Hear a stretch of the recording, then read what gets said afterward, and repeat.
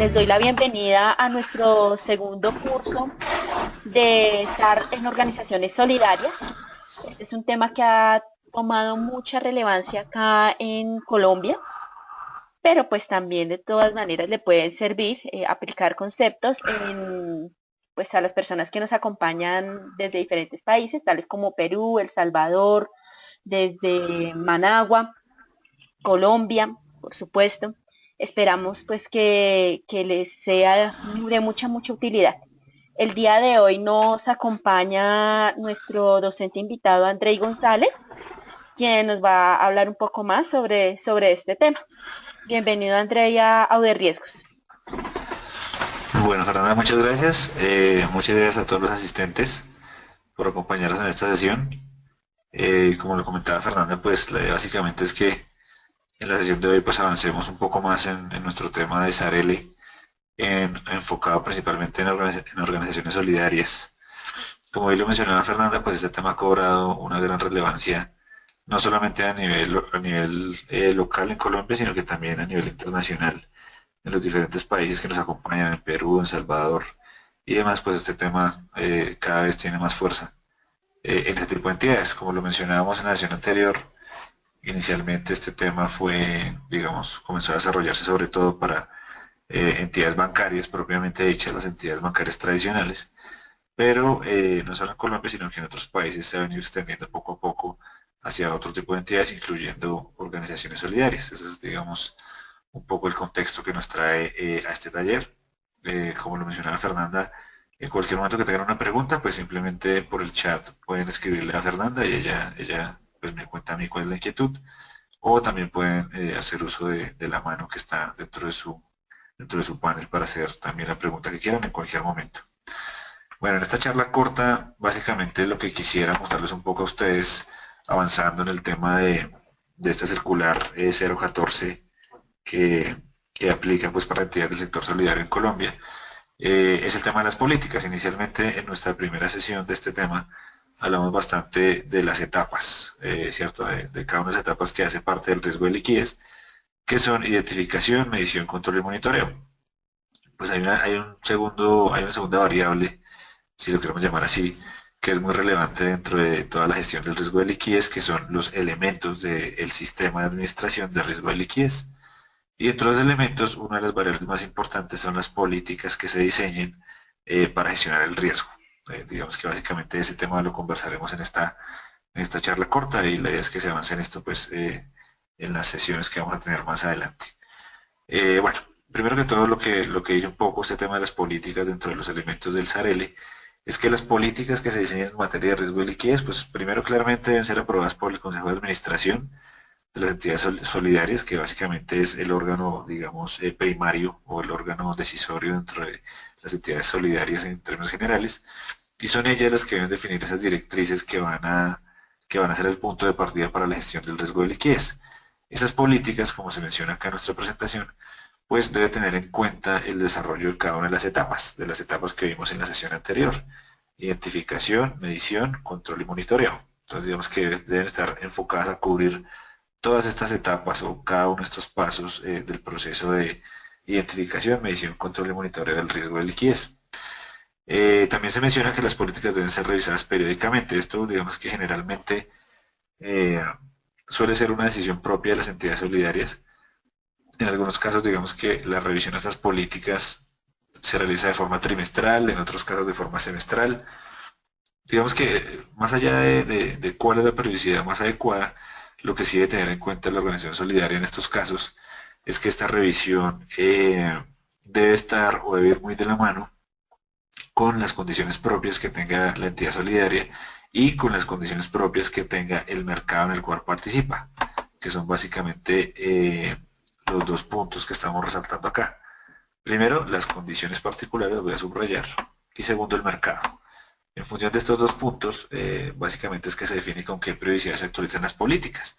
Si, digamos, la entidad por definición es una entidad muy dinámica, ¿cierto? Que está mirando la posibilidad de realizar o extender sus negocios hacia otro tipo de activos, o hacia otras fuentes de generación de valor, o si en términos de los pasivos también se está pensando por ejemplo, hacer una emisión de bonos o comenzar a participar de una forma diferente dentro de del conjunto de pasivos que hacen parte de la entidad, pues claramente si la dinámica es alta en ese sentido, seguramente las políticas deben revisarse con una periodicidad también mucho más frecuente, es decir, seguramente en forma trimestral o tal vez en forma bimensual podría darse en algunos casos.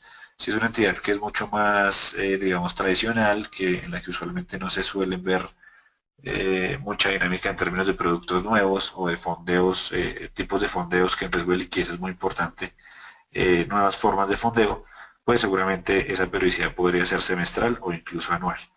Entonces, más allá de cuál es el parámetro ideal o la periodicidad ideal de revisión de las políticas, más allá de que haya una periodicidad, digamos, mágica, por decirlo de alguna manera, esto en realidad va a estar en función finalmente de la dinámica de la entidad. Si es muy dinámica en términos de negocios nuevos y de herramientas de fondeo también nuevas, pues seguramente necesitará una revisión de políticas, digamos, más continua, si no, seguramente se podrá realizar de una forma mucho menos frecuente, digamos. ¿Listo? Bueno. Requisitos mínimos de las políticas. ¿Cuáles son esos puntos mínimos que por lo menos esta normatividad, que como les mencionaba anteriormente en la sesión que tuvimos hace 15 días, eh, digamos, sí, digamos, cuáles son los elementos fundamentales que hacen parte de estos requisitos mínimos? Pues hay una variable supremamente importante que aplica también en todos los riesgos en general, que es la definición del perfil de riesgo de liquidez. ¿Cuánto riesgo de liquidez quiere asumir la firma? Y esto básicamente es consecuencia, digamos, de un análisis que debe ser fundamentalmente desarrollado por el área de riesgos de la entidad solidaria, pero que finalmente es el Consejo de Administración o el equipo que haga sus veces, según sea el nombre que reciba, el que finalmente va a definir cuál es el perfil de riesgo de liquidez. Y digamos que acá se debe tener en cuenta primero el apetito de riesgo de liquidez, ¿cierto? Es decir, qué tanto apetito por riesgo de liquidez tengo yo, qué tanto apetito o qué tanto riesgo de liquidez quisiera yo asumir. Y en segunda instancia, pues está la tolerancia al riesgo de liquidez. A partir de esas dos variables se define finalmente cuál es el perfil de riesgo de liquidez que quiero para la entidad. Esa tolerancia, básicamente lo que debe buscar o debe tratar de definir es cuál es esa máxima exposición, ¿cierto?, que yo podría llegar a asumir dada mi estructura de balance. Eso es básicamente a lo que se refiere ese tema de la tolerancia. Y con un análisis de la tolerancia y de esa capacidad de asumir riesgo, pues uno finalmente define el perfil de riesgo de liquidez de la entidad. Hay entidades cooperativas que, digamos, están en capacidad de asumir un mayor perfil de riesgo de liquidez y otras menor. Eso básicamente va a depender mucho de la estructura de balance y del tipo de negocios que se desarrollan al interior de la entidad. Hay muchos casos en los cuales una estructura de fondeo, por ejemplo, si está sustentada básicamente por emisiones de títulos de corto plazo, en el caso colombiano son certificados de depósito. En muchos casos, digamos, esas fuentes de fondeo son a largo plazo, es decir, captaciones que se hacen a plazos de año y medio, 2 años, 5 años o algo de ese estilo. O también puede darse que esas fuentes de fondeo se manejen con unos vencimientos relativamente cortos, a 3 meses, a 6 meses. Digamos que ese tipo de variables son las que comienzan a ser parte de la definición del perfil de riesgo de liquidez de la entidad. ¿Qué se debe tener en cuenta para esa definición del perfil de riesgo? Primero, la composición, ¿cierto? La composición tanto del activo como del pasivo, las tasas de remuneración del activo y de remuneración del pasivo. Digamos que a través de esos dos puntos de la composición de la estructura del balance, es decir, qué tan concentrado estoy yo, por ejemplo, no sé, en colocación de cartera de crédito, eso cuánto representa el total de mi activo, las inversiones, cuánto representan el total de mi activo, las cuentas por cobrar, bueno, cada una de las variables de la estructura del balance, qué tan relevantes son, y lo mismo, digamos, desde el punto de vista del pasivo. Digamos, si yo concentro mi fondeo, por ejemplo, en captaciones a plazo, que era lo que les mencioné anteriormente, o si concentro más bien esas fuentes de fondeo a través de obligaciones financieras con entidades tradicionales, bueno, todos esos tipos de cosas son los que se analizan y a través de las cuales se define el perfil de riesgo de la entidad. Este paso es obviamente muy importante porque a partir de la definición del perfil de riesgo de liquidez, eso me va a ayudar a mí a construir las políticas, ¿cierto? Las políticas que estamos resaltando en este caso para generar al interior de la entidad.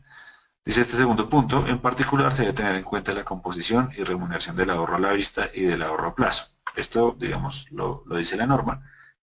Simplemente acá quiero decir que esta es una variable más que debe considerarse, no es la única.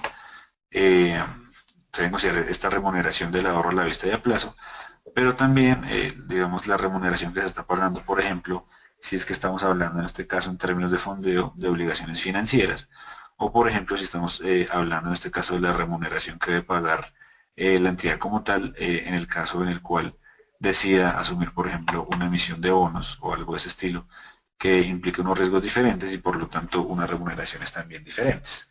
Ese tipo de cosas son las que se deben considerar a la hora de definir cuál es el perfil de riesgo de la entidad. Se debe establecer también el mercado o los mercados en los cuales puede actuar la organización, es decir, esto en pocas palabras lo que busca es que la entidad solidaria, a la hora de definir su perfil de riesgo y de comenzar a definir las políticas para riesgo de liquidez, pues debe definir en qué tipo de activos y en qué tipo de pasivos va a participar. Es decir, debe definir de qué forma se va a construir su estructura de balance con el fin de garantizar que se cuenten con los recursos líquidos necesarios para cubrir esas salidas o esas erogaciones de dinero que se pueden tener en el corto plazo.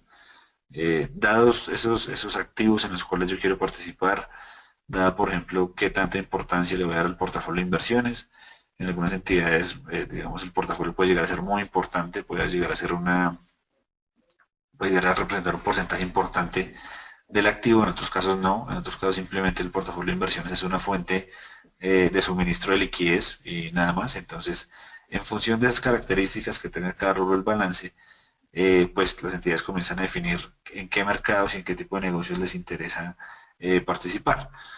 A la hora de, por ejemplo, definir el perfil de riesgos y analizar este tipo de situaciones, pues es muy importante que el área de riesgos, en general el Consejo de Administración de la entidad solidaria, pues tenga claramente establecido cuál es el mercado o los mercados en los que va a participar, de qué manera voy a fondear, digamos, mi razón social y en qué tipo de actividades desde el punto de vista del activo voy a desarrollar, digamos, ese interés que tenga la entidad solidaria. Entonces, digamos que ese punto es muy importante a la hora de poder establecer las políticas de la entidad.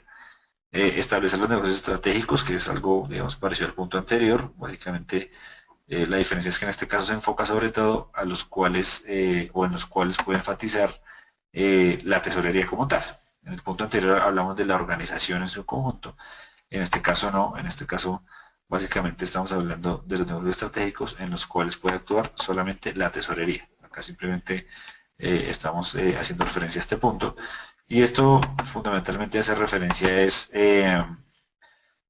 por ejemplo, en términos de flujos de caja, de liquidez y de inversiones, ¿cuáles van a ser esas posibilidades de inversión?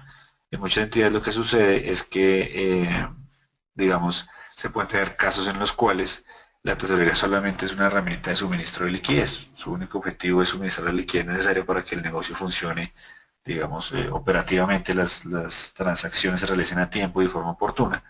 En otros casos no, en otros casos se les da mucha más libertad a la tesorería y no solamente cumple con labores de manejo del flujo de caja, que es tal vez el punto de partida, sino que también, digamos, tienen un rol muy importante dentro del manejo de un portafolio de inversiones en activos bien sea de renta fija o de renta variable. Generalmente las entidades comienzan generando portafolios de renta fija, dado que son un poco más conservadores. Entonces, digamos que un poco el punto acá es eso, es cómo se establecen esos negocios estratégicos, cuáles van a ser esas posibilidades, digamos, en términos de gestión que va a tener la tesorería y de qué manera se van a desarrollar.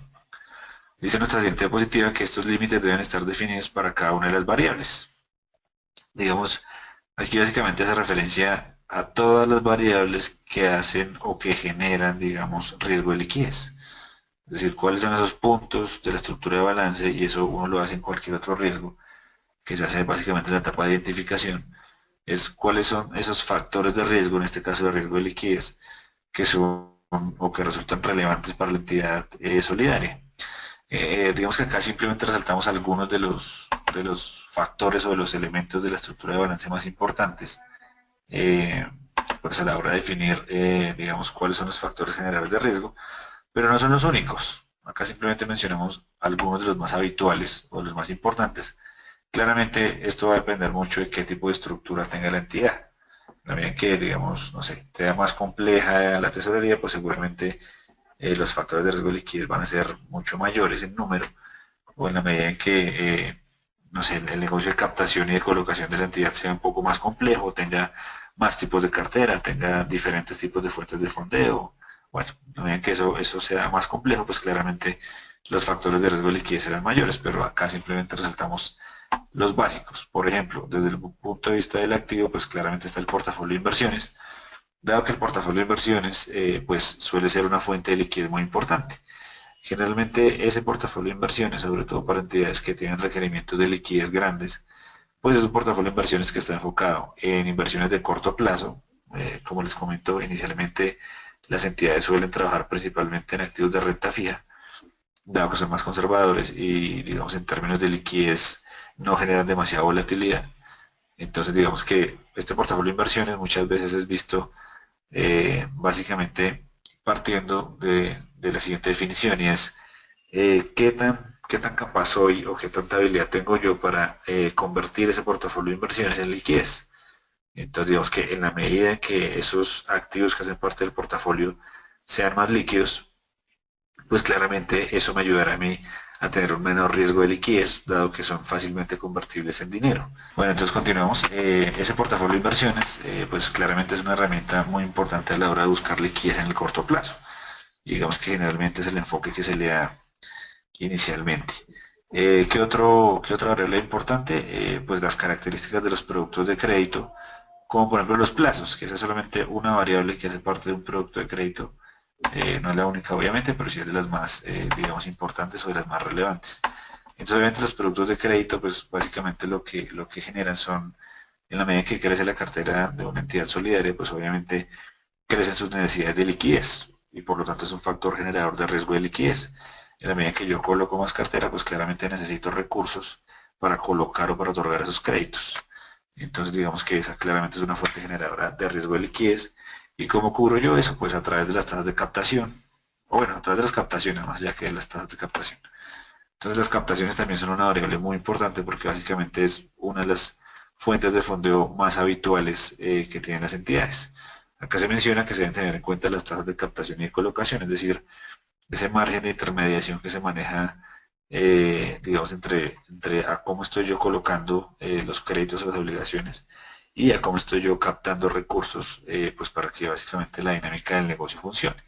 Esa variable también entra a tener un papel muy importante dentro del establecimiento de las políticas en términos de riesgo de liquidez. Acá se mencionan también los límites de concentración a nivel de emisor y esto pues tiene bastante que ver, por ejemplo, con la probabilidad de no pago, que es un tema de riesgo de crédito y es en la medida que yo haga, por ejemplo, no sé, inversiones o que tome créditos con entidades, pues generalmente se definen límites de concentración de forma de forma tal de que no me concentre demasiado en un solo emisor, ¿cierto? Porque si uno lo ve, por ejemplo, desde el punto de vista de las inversiones, ¿qué puede implicar eso? Pues una probabilidad de no pago, ¿cierto? Si yo estoy demasiado concentrado en un solo emisor y ese emisor llega a tener problemas financieros o una caída muy fuerte en las utilidades o algún evento de riesgo reputacional o algo de ese estilo que ponga en tela de juicio pues, su funcionamiento hacia adelante, pues claramente esto va a incrementar las probabilidades de que la entidad no me pueda pagar a mí la inversión que yo hice.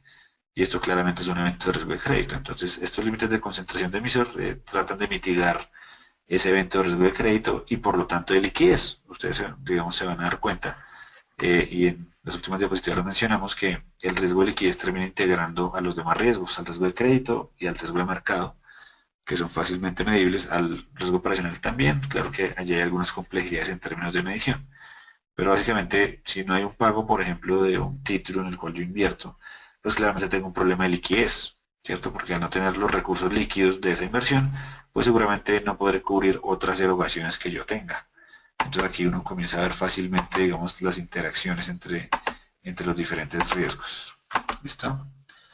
Bueno, también se deben considerar los procedimientos a seguir en caso de sobrepasar los límites. Muchas veces sucede que las entidades, bueno, diseñan los límites en términos de riesgo de liquidez, las entidades solidarias, pero cuando se generan excesos sobre esos límites, pues no está claramente establecido cuál es el paso a seguir o cuáles son las actuaciones que digamos que va a tomar la entidad solidaria para solventar esos excesos. Entonces esto tiene que estar claramente definido dentro de la entidad y digamos que se debe buscar la manera de que uno es, primero, evitar los excesos, obviamente, con indicadores de alertas tempranas, y segundo, pues en caso que se presenten excesos, cuál va a ser la metodología, la forma en la cual esos excesos se van a solventar o digamos que la entidad va a velar para que se encuentren nuevamente dentro de los límites autorizados. Y también se menciona, que esto es un tema clave, es que las entidades dentro de los requisitos mínimos de las políticas deben contar con un plan de contingencia. Este plan de contingencia básicamente lo que busca es que la entidad, digamos, cuente con unas herramientas o cuente con una actuación a seguir en aquellos casos en los cuales se enfrente a eventos de riesgo de liquidez relevantes, ¿cierto? A esto se refiere básicamente ese plan de contingencia. ¿Qué vamos a hacer si nos enfrentamos a un evento de riesgo de liquidez? ¿Cuáles van a ser los pasos a seguir? ¿Quién va a hacer qué? Eso se define en el plan de contingencia. Y esto, digamos que en gran parte se define a partir de escenarios de estrés, porque claramente los eventos del plan de contingencia, perdón, se refiere a qué voy a hacer yo si tengo un evento de crisis. Y esos eventos de crisis se definen o se modelan a través de escenarios de estrés, ¿cierto? Pruebas de estrés test. Básicamente eso es lo que se trabaja. Entonces, digamos que la circular de riesgo de liquidez resalta eso, dice, genera planes de contingencia, pero también genera escenarios de estrés para tratar de medir o de generar, digamos, ese plan de contingencia. Si esto sucede, ¿en cuánto nos afecta? Y dada esa afectación, ¿cómo lo vamos a solucionar? Eso es, digamos, un poco las preguntas que se buscan responder con ese plan de contingencia. Definir directrices también en términos de la consecución y diversificación de fuentes de fondeo, es decir, qué herramientas, y esto de diversificación es un tema clave en todos los riesgos, qué herramientas voy a utilizar yo para obtener los recursos de fondeo. Voy a utilizar captaciones, voy a utilizar cuentas de ahorro, voy a utilizar emisión de bonos, voy a utilizar créditos con entidades financieras tradicionales. Bueno, ¿qué tipo de fuente de fondeo voy a utilizar yo? Y obviamente siempre partiendo de la premisa de la diversificación. Puede pasar mucho en este caso que uno tenga, por ejemplo, una fuente de fondeo que sea mucho más barata en términos del pago de la tasa que yo tengo que cubrir por esa fuente de fondeo y yo me concentré demasiado en esa fuente de fondeo. Pues la historia ha mostrado que cuando las entidades se concentran demasiado en una sola fuente de fondeo, así sea mucho más barata que otra, pues cuando se llega a presentar algún evento negativo respecto de esa fuente de fondeo, y la concentración es demasiado alta, pues claramente la entidad está en un problema de liquidez muy grande. Entonces por eso se hace referencia al tema de la diversificación que aplica en general a todos los riesgos. Bueno, adicional que dice acá, que la entidad debe tener, digamos, las herramientas necesarias y suficientes en términos tecnológicos, que esta, digamos, usualmente o generalmente suele ser una de las principales debilidades de las entidades, sobre todo cuando llevan, digamos, un periodo de tiempo no muy amplio manejando riesgos. Y es el tema de las plataformas. Generalmente la mayoría de cosas se trabajan pues simplemente con Microsoft Office y ya. Pero la idea obviamente es que, o lo que se busca a nivel internacional y lo que busca esta normatividad, es que las entidades cuenten con una plataforma o unas herramientas, un software pues que le permita solventar y que le ayude, digamos, a que sea mucho más eficiente la administración del riesgo de liquidez. Este tema pues es bastante relevante. Dice también que una vez definida la estrategia de riesgo de liquidez, se debe definir una estrategia comercial y una política comercial. Este tema es bien interesante porque muchas veces el tema de riesgo de liquidez se suele ver inicialmente solo como, digamos, una herramienta a través de la cual se define la exposición de riesgo de liquidez y se definen, digamos, modelos o ejercicios a través de los cuales yo controlo ese riesgo de liquidez. Pues claramente lo que nos dice este punto es que riesgo de liquidez es mucho más que eso. No es solamente definir límites, no es solamente controlar niveles de exposición, sino que también a partir del riesgo de liquidez uno debería terminar definiendo la estrategia comercial de la entidad y la política comercial. Entonces, esto es básicamente para que ustedes vean que este tema debe llegar a trascender simplemente temas de medición o simplemente temas de generación de límites y debe ser una herramienta finalmente de decisión. En general, en todos los riesgos, pues uno debe velar para que estas herramientas sean más de decisión que otra cosa. Obviamente los temas normativos son, digamos, claves o son una base para la gestión de riesgos, pero finalmente debe enfocarse a eso, a ser, digamos, una herramienta en la toma de decisiones de las entidades. Y también se menciona que se debe garantizar el personal vinculado, que eso se refiere pues a áreas comerciales y gestión de riesgos y operativas, que las diferentes áreas de la organización tengan un conocimiento, digamos, muy alto, muy profundo de la estrategia del negocio, cuando uno entiende la estrategia de negocio de la entidad, pues claramente es mucho más sencillo aterrizar y entender por qué se dan los límites que se tienen en materia de riesgo de liquidez. Entonces tenemos que velar por ese conocimiento de la estrategia que se tiene de negocio, pues claramente es fundamental dentro de esta gestión del riesgo de liquidez. No sé si hasta acá haya preguntas, algún comentario. En el momento no tenemos comentarios ni dudas en nuestro chat. Ok, perfecto. Entonces, bueno, ya con estas dos diapositivas terminamos la sesión.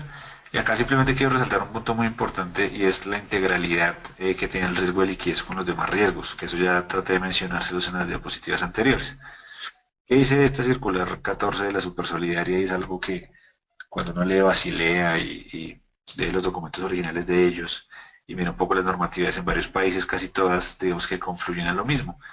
Y es que es un poco lo que se resalta acá. Dice, la gestión de riesgo de liquidez debe ser consistente con la gestión del riesgo de tasas de interés y la gestión del riesgo de crédito y de crédito como tal. Entonces miren ustedes que acá se comienza, digamos, a hacer énfasis en que esa gestión, ¿cierto? Esa gestión del riesgo de liquidez, pues no solamente es un tema de riesgo de liquidez, en realidad es un tema de riesgo de liquidez, claro, pero mezclado, por ejemplo, con la gestión que se hace en riesgo de tasa de interés, que es un tema bastante grande que se trabaja en algunas entidades, y también con la gestión del riesgo de crédito. Cuando uno comienza a hacer algunos ejercicios en materia de liquidez, se comienza a dar cuenta que dentro de este riesgo fácilmente uno puede incorporar escenarios o algunos modelos, por ejemplo, en términos de riesgo de crédito. Por ejemplo, uno podría mirar en aquellos casos en los cuales el indicador de cartera mensual vencida se incremente mucho en una entidad, pues cómo esto afecta el riesgo de liquidez.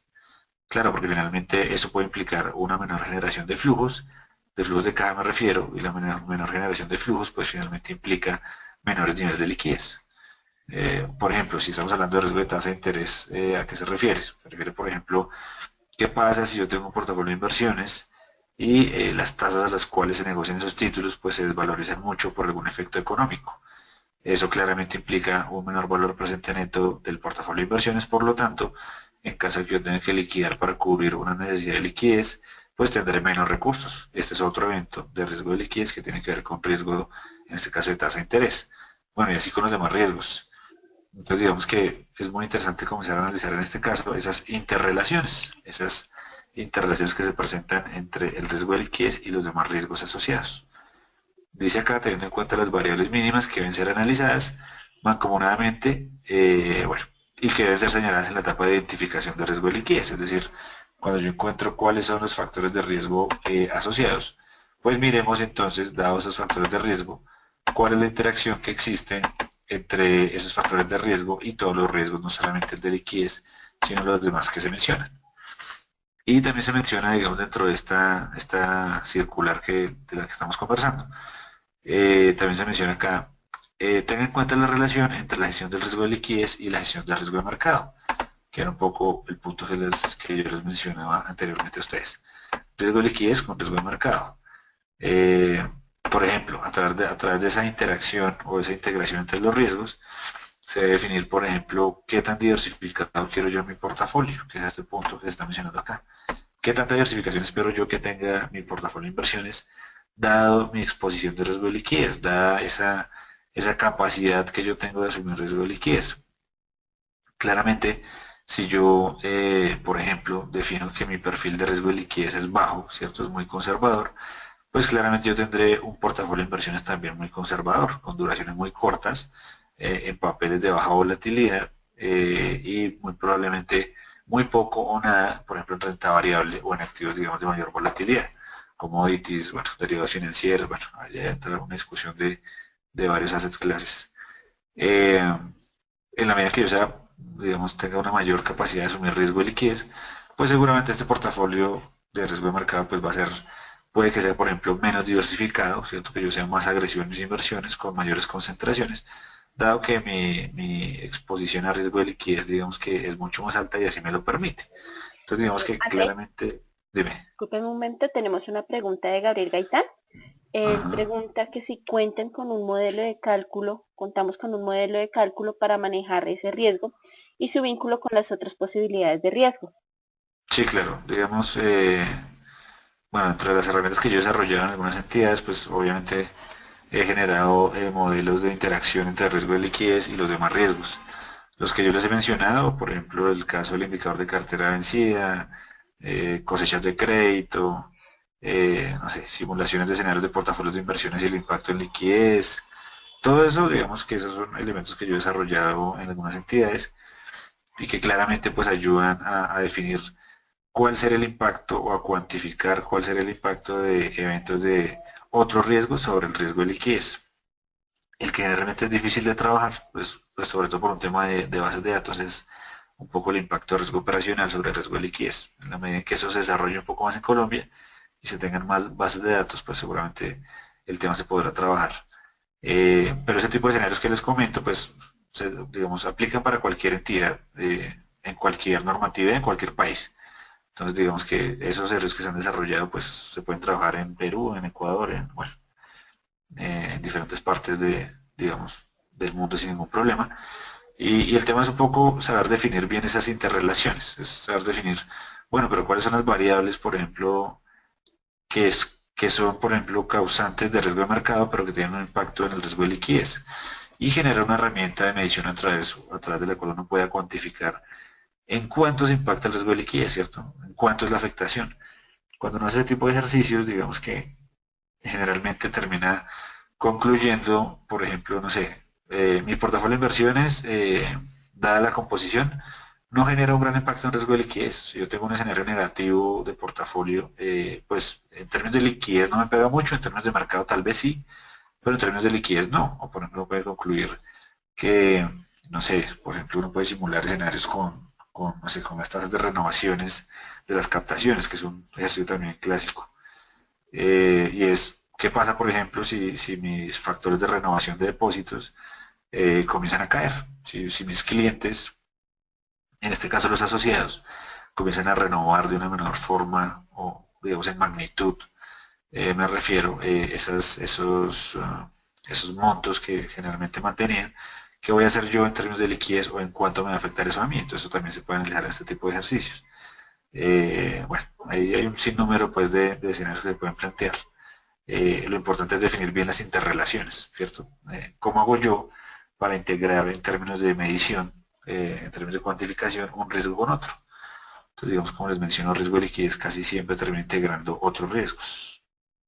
Y ya para terminar, pues está el tema de que en esa normatividad se solicita también que se analice el riesgo de contraparte, ¿cierto? El riesgo de contraparte involucrado en las inversiones.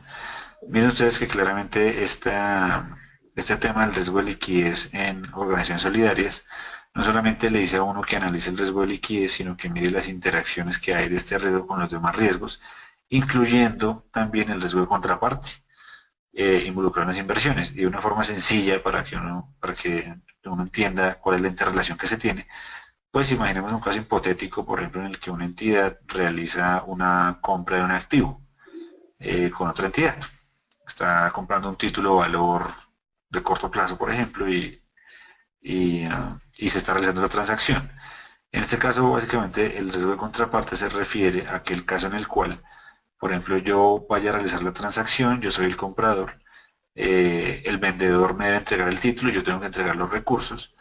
Un riesgo de contraparte es, por ejemplo, que yo entregue los recursos y la entidad en contraprestación no me entregue a mí el título, ¿cierto? Por algún evento que se le presente a la entidad. Eso claramente es un caso de riesgo de contraparte, un evento de riesgo de contraparte, que finalmente termina siendo, que tiene que ver obviamente con el portafolio de inversiones en este caso, pero que claramente termina afectando la gestión de riesgo de liquidez, porque eso implica una erogación de recursos que no tuvo una compensación vía la adquisición de un título o valor. Entonces miren ustedes que, digamos, en general los diferentes riesgos que le atañen a una entidad, pues como les mencionaba, pues claramente tienen una interrelación muy importante pues con el riesgo de liquidez. ¿Ok? Bueno, con eso ya daríamos por terminada nuestra sesión del día de hoy. Eh, Fernanda, no sé si quieres preguntarle si hay alguna inquietud. Bueno, sí me gustaría saber si alguno de nuestros asistentes tiene alguna inquietud con respecto al tema. Recuerden que pueden participar escribiendo al chat o pueden participar también levantando la manita y con gusto les daremos la palabra.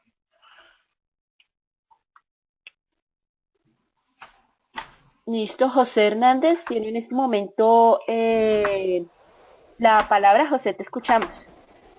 Buenas noches. No Hola, sé Buenas si José. me noches, José. escucha. Sí, te escuchamos. Muchas gracias. Muy interesante la presentación. A mí me quedaba la duda, en un inicio se hablaba de que la política debe contener y tener definido el perfil de riesgo, ¿verdad? Por la institución. Sí. Me quedaba la duda, con este tema del perfil de riesgo que debemos de definir cada institución, ¿habrá Ajá. una metodología para definirlo? O no es más que un análisis de todos aquellos aspectos que debo de considerar y los límites que debo de establecer, como usted muy bien decía, en función de mi apetito de riesgo y la tolerancia al riesgo? Sí, digamos, en ese sentido, a ver, en ese sentido, en muchos casos, la definición de ese perfil de riesgo resulta ser más una definición de experto, es decir, suele ser una definición del Consejo de Administración en función de la estructura de balance, de los tipos de activos que manejan, de los tipos de pasivos que manejan y también de las cuentas contingentes, es decir, aquellas que tienen cierta posibilidad de convertirse en activos o en pasivos. Digamos que muchas veces a partir de esa estructura de balance se define ese perfil de riesgo. Generalmente, digamos que a través de un modelo experto. Es decir, básicamente los que hacen parte del Consejo de Administración entran a definir cuál va a ser ese perfil de riesgo, partiendo pues de los activos que se manejan y los pasivos que se cuentan. Sin embargo, claramente esto también puede ser resultado de una metodología que se desarrolle. Seguramente en algunas sesiones más adelante se podrá hablar más de ese tema, pero sí existen metodologías, digamos, para definir ese perfil de riesgo de la entidad. Ok, gracias. Okay. Perfecto, tenemos otra pregunta de Juan Fernando Vega, quien nos dice, ¿el modelo de flujo de efectivo y el modelo de brechas de liquidez son herramientas útiles para monitorear el riesgo de liquidez? Sí, claro. Digamos, el tema del flujo efectivo y brechas de liquidez son uno de los análisis básicos que uno, digamos, inicialmente hace en riesgo de liquidez. De hecho, hay algunas normatividades que en sus inicios hacían un ejercicio netamente de brechas de liquidez. Eso pasó en Colombia y también pasó en otros países, sobre todo de Centroamérica. Pero con el tiempo pues eso ha venido evolucionando mucho. Digamos que ese tema de brechas de liquidez, pues, claro, se usa, es una herramienta que digamos puede ser un buen punto de partida, pero existen indicadores mucho más, digamos, desarrollados. Y finalmente cuando uno comienza a hacer gestión en este tipo de riesgos, pues generalmente termina siendo modelos dinámicos. Perdón. Por ejemplo, el ejercicio de brechas de liquidez es un modelo estático, no es un modelo dinámico, porque considera básicamente los flujos que yo espero tener dada mi estructura de balance de hoy. ¿Cómo van a ser esos flujos? Es decir, dada la cartera de créditos que tengo, cuánto espero recibir de flujos en cada mes o en cada trimestre, o bueno, cómo se definen las brechas. Y también desde el punto de vista de las captaciones. Pero cuando uno avanza en ese sentido, pues empieza a desarrollar son modelos dinámicos que ya comienzan a hacer simulaciones sobre qué espero yo que pase con la cartera, qué espero yo que pase con las captaciones, bueno, a pensar de una forma, digamos, eh, mucho más móvil, si lo podemos llamar de esa manera, en la estructura de balance. Porque la realidad de las entidades financieras es que la estructura de balance no es estática, es dinámica. Dado que eso es así, pues muchas veces se utilizan modelos dinámicos, pero claramente los que tú mencionas son herramientas base, digamos, dentro de la gestión de riesgo de liquidez.